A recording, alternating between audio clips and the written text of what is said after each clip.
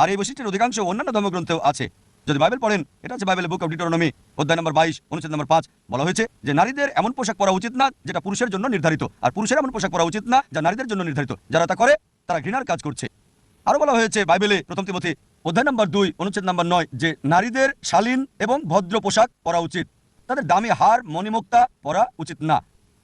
আরো বলা হয়েছে প্রথম করিন্থিয়ান্স অধ্যায় নম্বর 11 অনুচ্ছেদ 5 এবং 6 যে যে নারী মাথা না ঢেকে প্রার্থনা করে তার চুল কেটে ফেলা হবে।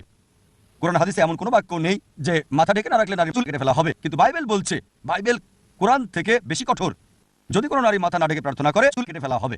একই বিষয় আছে হিন্দু গ্রন্থেও। যদি হিন্দু ধর্মগ্রন্থ পড়েন, এটা আছে রামায়ণে, যে যখন পরশুরাম রামের কাছে আসলো, তার স্ত্রী সীতাকে বলল যে আমাদের চেয়ে উনি বড়, তাই দৃষ্টি অবনত করো এবং সৌন্দর্য প্রকাশ করো না। আরো বলা হয়েছে, যদি পড়েন ঋগ্বেদ বুক নম্বর 10 অধ্যায় নম্বর 85 অনুচ্ছেদ 30, বলা হয়েছে যে যে নারী পুরুষদের পোশাক পরিধান করে সে সীমা লঙ্ঘন করছে, পুরুষের পোশাক পরা উচিত না।